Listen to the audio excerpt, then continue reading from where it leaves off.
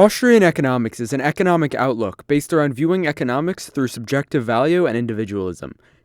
Today, Philip Bagus, Mises Institute Fellow and economics author, will come on to talk about Austrian economics. So what makes Austrian economics different from other economic worldviews? I'm not sure if Austrian economics is an economic worldview. Austrian economics is just the correct approach to the study of society. Austrian economics is different from mainstream economics due to its unique methodological approach, praxiology, which itself implies subjectivism, methodological individualism, etc., and sees the starting point of all economic phenomena in individual human action. How does the individualist view of economics manifest itself in reality? Praxiology allows us to understand and interpret what has happened in our social environment.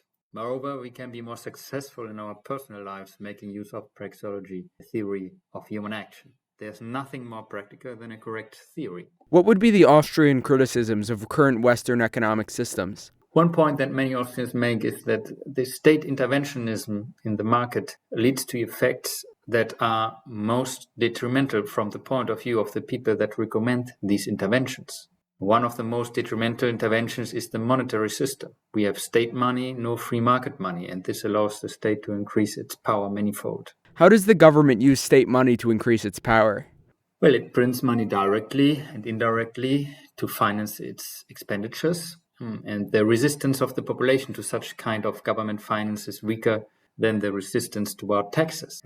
Let's say that the government proposes to increase the public unemployment benefits by 5% and to increase the sales tax 5% to finance it. The costs are clear for the population and probably there will be some resistance. But now imagine that the government proposes to increase public unemployment benefits by 5% without an increase in taxes, but financing it to an increase in the public deficit.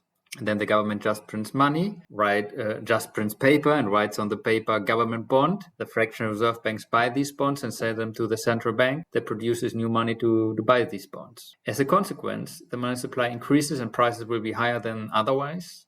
Let's say that prices increase 5%. Then most people will not make the connection between the increase in the unemployment benefits and that they pay, let's say, 5% more in the gas station than the year before. Moreover, when there's economic growth at the same time, through productivity increases, prices would fall, ceteris paribus. So let's say that productivity also increases 5%. In this case, prices at the gas station may stay even the same. Most people will then not complain and say, without the increase in the unemployment benefits, we would have enjoyed gas prices that would be 5% lower, and now we have to suffer stable gas prices. So resistance is much weaker than when the expenditures are financed through taxes, because the real costs of government expenditures can be hidden through the monetary system. Moreover, price inflation allows the government to benefit because it is the biggest debtor, and its debt burden becomes easier to shoulder. In addition, fiat money and fractional reserve banking lead to crises, and the government exploits these crises to justify increases in its power. Sound money, government would be basically limited to spend what it receives in taxes. This would restrain enormously the size of government and all of its nefarious activities. In fact, the welfare state started to grow very quickly once the last ties to the gold standard were eliminated in the early 1970s. So with sound money, the welfare state would collapse, as would the warfare state. All wars are financed through the printing press, mostly. In that case, what are your views on welfare? The help of the needy is very important to have a functioning society. In the past, this was done privately through mutual aid organizations or private charities, and this has obviously numerous advantages over state welfare programs because state welfare leads to dependency, decreases incentives to find jobs, and increases poverty. Private help is pinpointed, individually fitted to the situation, gives incentives to get out of the situation, is also morally better because it is voluntary and increases the satisfaction of the givers. So there's no reason why the help of the needy could not be organized better on a private and voluntary basis. Do you consider yourself a utilitarian in the sense of maximizing collective happiness being your moral goal? If not, what do you consider, if any, to be the moral purpose of your economic system? No, I don't think that the economic system has any purpose. In a free market, everybody can pursue his ends with peaceful means, that is, not employing physical violence or the threat thereof. So the purpose is not of a system, but it's individual. The system itself has no purpose. It is just the result of voluntary interaction. A free market allows people to pursue these ends and improve their well-being. Therefore, such systems prosper materially, culturally, and spiritually. I'm not a utilitarian, but rather a natural law proponent. But anyway, if you really want prosperity and you dislike unemployment and poverty, a free market system is certainly the way to go. And from a natural law perspective, it is also the most just system, as private property rights are protected. In such a system, in a free market, physical violence against private property of others is not allowed. How do you define and understand natural law?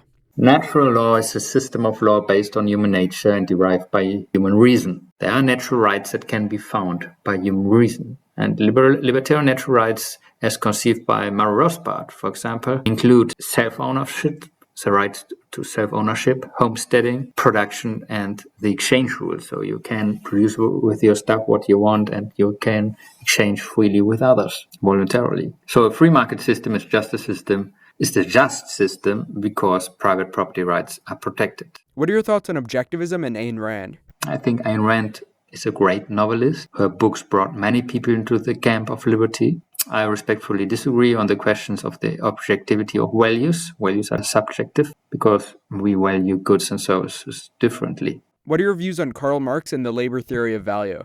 Marx's exploitation theory, which is based on his labor theory of value, is wrong for several reasons. One of them is that he does not take into account the phenomenon of interest. When workers produce something that will be sold for X within 1 year time, today they cannot receive X as a salary. The interest must be discounted. Capitalists advance salaries, earning an interest on it.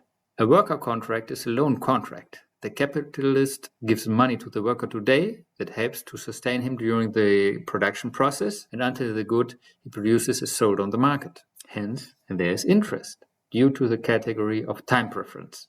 We prefer to attain our ends rather sooner than later. Interest earnings of capitalists are therefore not an unjust exploitation of workers, but just the result from time preference. Another crucial error and the problem that Marx could never solve, showing his intellectual bankruptcy, is the following. According to Marx's exploitation theory, a capitalist that employs 10 workers should earn higher profits than a capitalist that employs and exploits only one worker.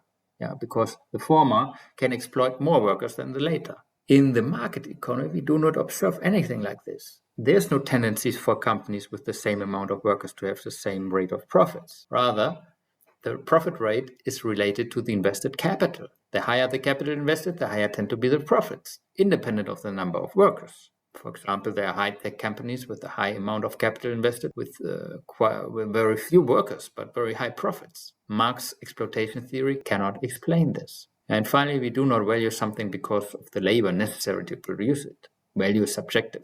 A product or a good can have much labor incorporated but be totally worthless. We value something because we regard it as useful to attain our subjective ends, and not because someone spent labor to produce it. What led you to Austrian economics and anarcho-capitalism? That's a good question. I think I was looking for answers. What is justice? What is just? Why is there unemployment? Why is there poverty? Why are there differences in living standards in different countries or over time? And I found the answers of the Austrian school in libertarianism most convincing. I've always loved liberty and beauty and found them in these schools. Do you think your ideal economic and political system can be achieved? And if so, how?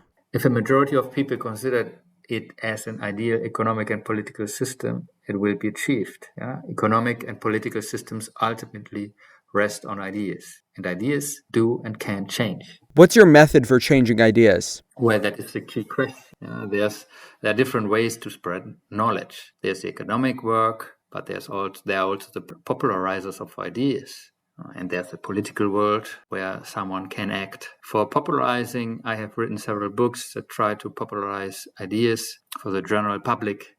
For example, Blind Robbery with Andreas Marquardt, which explains how the monetary system works to laypersons. Also with Andreas Marquardt, I've written the book Small States, Big Opportunities, where we explain why small states are better than big ones. Secession is a nice way to get to a freer world because political competition inherently leads to more liberty. I've also written The Tragedy of the Euro, which is also a book that explains the Euro crisis, developing economic theory.